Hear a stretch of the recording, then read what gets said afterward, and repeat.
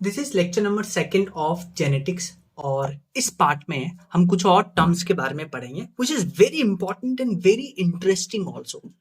तो सबसे पहला जो टर्म हम डिस्कस करेंगे दैट इज कि मॉडिफाइड अलील और अनमॉडिफाइड अलील क्या होता है। तो इसको ध्यान से समझिए।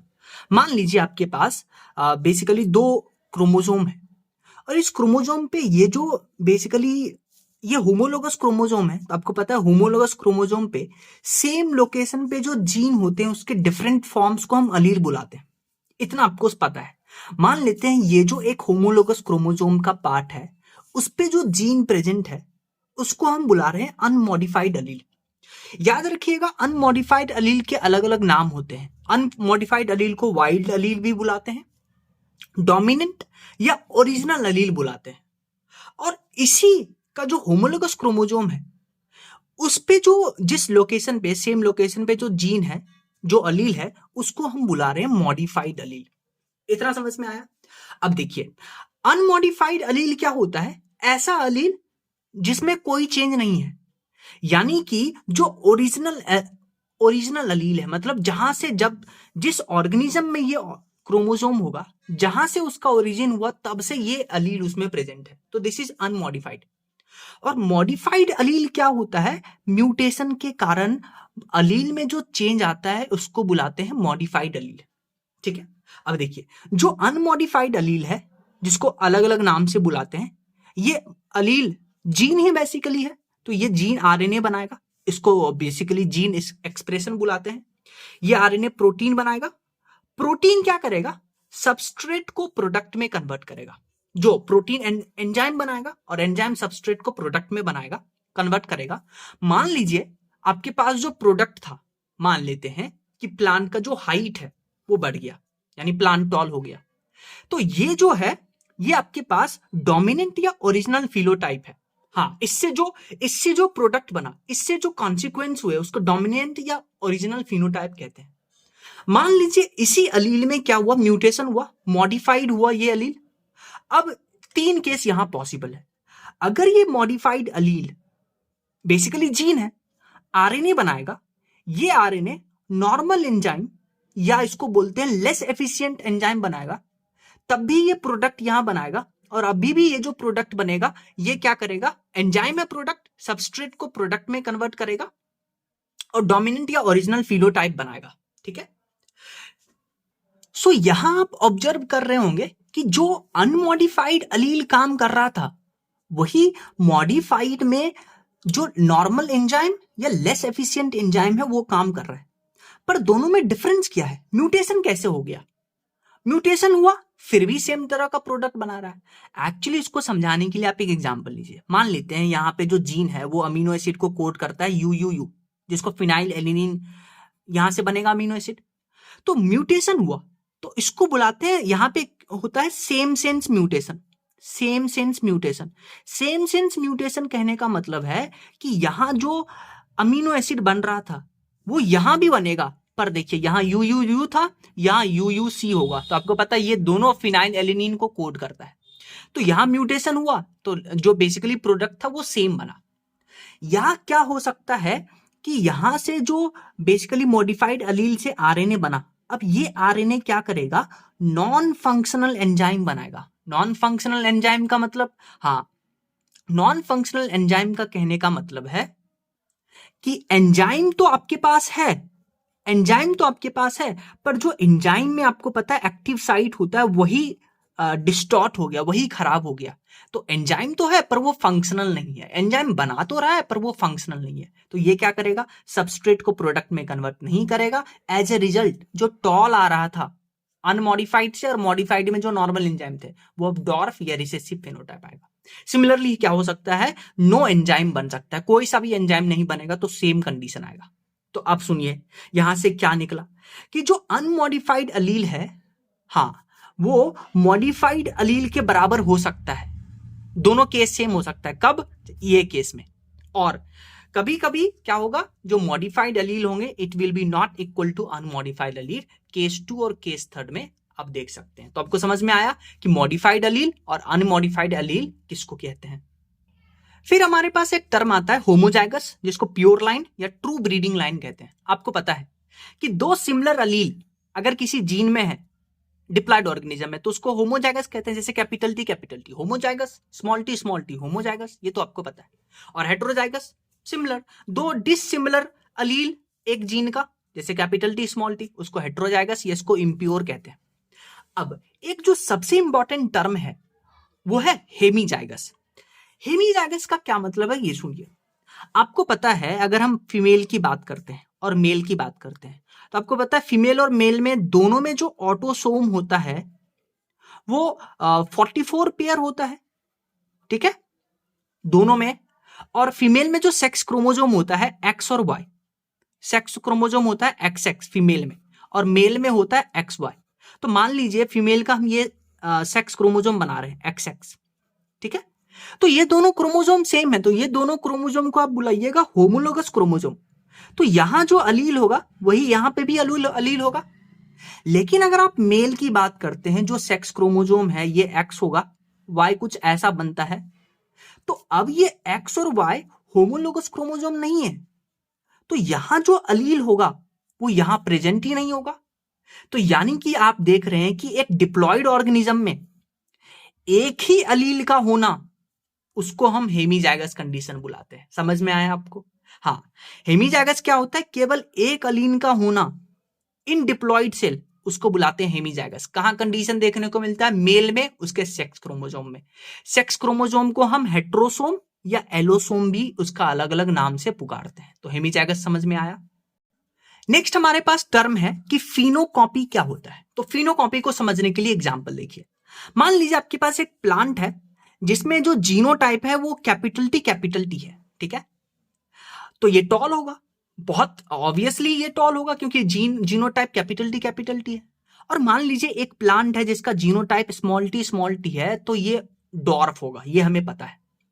पर आप ध्यान से सुनिए, मान लीजिए हम क्या किए, ये जो डॉर्फ प्लांट था उस पे जिब्रेलिक एसिड का स्प्रे किए।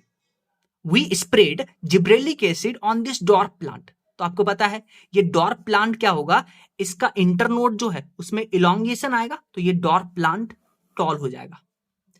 तो ध्यान से सुनिए, अब फिनोकॉपी किसको कहते हैं?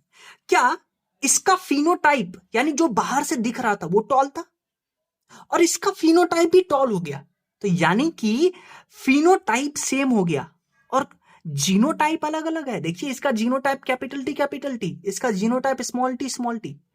तो फिनोटाइप का सेम होना due to different condition, environment में चेंज किए क्योंकि जिब्रेलिक एसिड डाले हैं, और जीनोटाइप डिफरेंट है, इसी को बुलाते हैं फिनोकॉपी। मतलब फिनोटाइप का कॉपी करना, उसको फिनोकॉपी कहते हैं। तो फिनोकॉपी क्या होता है? कंडीशन क्या है? एनवायरनमेंट चेंज होना चाहिए, जीनोटाइप डिफरेंट होना चाहिए और फिनोटाइप सेम होना चाहिए, ठीक है। नेक्स्ट हमारे पास एक इंपॉर्टेंट टर्म है, उसको बुलाते हैं हाइब्रिड वीगर या जिसको हेट्रोसिस भी बुलाते हैं। आइए इसको समझने के लिए एक एग्जांपल लेते हैं। मान लीजिए आपके पास एक पेरेंट है जिसका genotype capital A small B है। तो अब आप यहां से देख के बता सकते हैं कि यहां कितना डोमिनेंट ट्रेट है? एक ही, क्योंकि कैपिटल ए एक ही डोमिनेंट ट्रेट है। और ये पेरेंट क्या किया, एक दूसरे पेरेंट के साथ क्रॉस करवाएंगे इसका, और दूसरे पेरेंट का जो जीनोटाइप है वो है स्मॉल ए कैपिटल ए। तो यहां देख रहे हैं यहां पर भी डोमिनेंट ट्रेट एक है।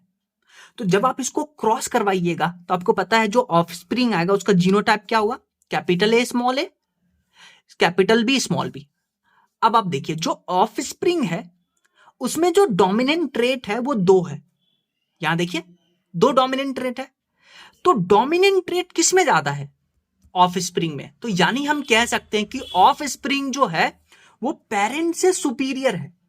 तो अगर ऐसा कंडीशन आता है तो इस प्रोसेस को हम बुलाते हैं हाइब्रिड वीगर या हेट्रोसिस। तो हाइब्रिड वीगर हेट्रोसिस क्या होता है? ऑफस्प्रिंग का पेरेंट से सुपीरियर होना, that is known as hybrid vigour या हेट्रोसिस। और ये क्यों होता है? Due to heterozygosity. याद रह जाएगा। नेक्स्ट हमारे पास तीन इंपॉर्टेंट टर्म है जिसका मतलब समझ में आना चाहिए क्योंकि ये बहुत कंफ्यूजिंग है। एक तो है सेग्रीगेशन, एक है इंडिपेंडेंट असॉर्टमेंट और एक है लिंकेज। आइए इसको समझते हैं। हम चलते हैं जो आपका मियोसिस फर्स्ट होता है। मियोसिस फर्स्ट में जो मेटाफेज 1 होता है, आपको पता है जो प्रोफेज 1 होता है उसके अलग अलग पार्ट होते हैं। प्रोफेज के बाद आता है मेटाफेज। मेटाफेज में क्या होता है, जो क्रोमोसोम है होमोलोगस क्रोमोसोम वो इक्वेटोरियल प्लेट पे अलाइन होते हैं। अब आप ध्यान से सुनिए, और आपको पता है मेटाफेज 1 में सेंट्रोमियर ब्रेक नहीं करता है, ये आपको पता है। तो यहां क्या होगा, स्पिंडल फाइबर, यहां क्या होगा, स्पिंडल फाइबर। तो ये स्पिंडल फाइबर, ये मान लीजिए ये दो होमोलोगस क्रोमोसोम है, ये भी दो होमोलोगस क्रोमोसोम है, ठीक है। तो ये स्पिंडल फाइबर क्या करेगा, इसको अपनी तरफ खींचेगा और ये स्पिंडल फाइबर इसको अपनी तरफ खींचेगा। सेंट्रोमियर जो है, सेंट्रोमियर वो यहां ब्रेक नहीं करेगा, ये आपको पता है, ठीक है। तो क्या होगा, मेटाफेज 1 में ये जो होमोलोगस क्रोमोसोम है ये सेपरेट कर जाएंगे। आपको समझ में आता है, ये आप पढ़ चुके हैं। तो ये जो प्रोसेस है कि होमोलोगस क्रोमोसोम सेपरेट कर रहे हैं, इसी को बुलाते हैं सेग्रीगेशन। या सेग्रीगेशन का दूसरा नाम होता है डिसजंक्शन। क्या नाम होता है, डिसजंक्शन। तो सेग्रीगेशन का दूसरा नाम डिसजंक्शन। तो सेग्रीगेशन समझ में आया। सेग्रीगेशन क्या है, separation of homologous chromosome in metaphase 1, उसको बुलाते हैं सेग्रीगेशन, ठीक है। अब मान लीजिए, अब एक एग्जांपल लीजिए, ये जो होमोलोगस क्रोमोसोम है इसके सेम लोकस पे सेम अलील होगा, जीन के डिफरेंट फॉर्म, और सिमिलरली यहां पे भी इस क्रोमोसोम होमोलोगस क्रोमोसोम पे ये होगा। मान लेते हैं इसको बुलाते हैं हम जीन ए, तो इसको बुला लेते हैं स्मॉल ए क्योंकि अल्टरनेट फॉर्म, और इसको कैपिटल बी, इसको स्मॉल बी, ठीक है। अब आप ध्यान से सुनिए, जब ये क्रोमोसोम सेपरेट हो रहे थे उसको सेग्रीगेशन बुला रहे हैं, पर आप देखिए ये जो जीन ए है और ये जो जीन बी है, जब इसका सेपरेशन होगा ये जीन ए इधर जाएगा, ये जीन बी इधर जाएगा, तो क्या ये दोनों आपस में मिक्स होकर के जा रहे हैं या इंडिपेंडेंटली जा रहे हैं? हाँ, इंडिपेंडेंटली जा रहे हैं। असॉर्टमेंट का मतलब होता है इनहेरिटेंस। क्या होता है, इनहेरिटेंस। यानी कि किसी जीन का इंडिपेंडेंट इनहेरिटेंस, उसको इंडिपेंडेंट असॉर्टमेंट बुलाते हैं। देखिए, इंडिपेंडेंट असॉर्टमेंट कब होगा, जब जीन जो होंगे नॉन होमोलोगस क्रोमोसोम पे प्रेजेंट है, ये दोनों आपस में होमोलोगस, ये दोनों आपस में होमोलोगस, इस पे जो जीन होगा वो सेम होगा, इस पे जो जीन होगा वो सेम होगा, ठीक है। पर इस पे जो जीन होगा वो इससे अलग होगा। तो जब यहां पे सेपरेशन होगा, सेग्रीगेशन होगा, तो ये जीन अलग सेग्रीगेट करेगा, ये जीन अलग इनहेरिटेंस होगा, तो इसी को बुलाते हैं इंडिपेंडेंट इनहेरिटेंस। अब क्या हो कि मान लीजिए आपके पास इस क्रोमोसोम को हम थोड़ा सा जूम करते हैं, ठीक है। ये आपके पास क्रोमोसोम है और इस पे ये जीन है ए और ये जीन है मान लेते हैं जेड, ठीक है। अब देखिए, एक ही क्रोमोसोम पे दो जीन है और जब इस क्रोमोसोम का सेपरेशन होगा, सेग्रीगेशन होगा, तो ये दोनों जीन साथ में जाएंगे। इस प्रोसेस को बुलाते हैं लिंकेज।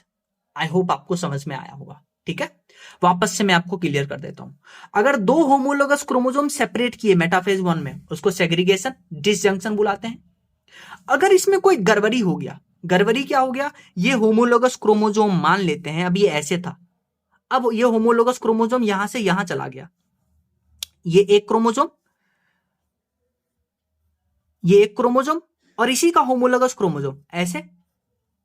अब मान लीजिए जो स्पिंडल फाइबर है ये दोनों होमोलोगस क्रोमोसोम को एक साथ ले गया, तो उसको बुलाते हैं नॉन डिसजंक्शन, जिसके कारण से डिजीज होता है, जेनेटिक डिजीज, वो हम अभी नहीं डिस्कस करेंगे।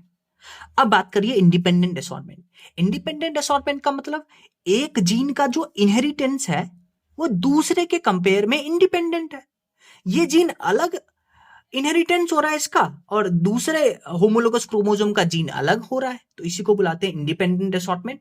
और अगर एक ही क्रोमोसोम पे दो जीन है तो उसका सेम टाइम पे इनहेरिटेंस होगा, उसको बुलाते हैं लिंकेज।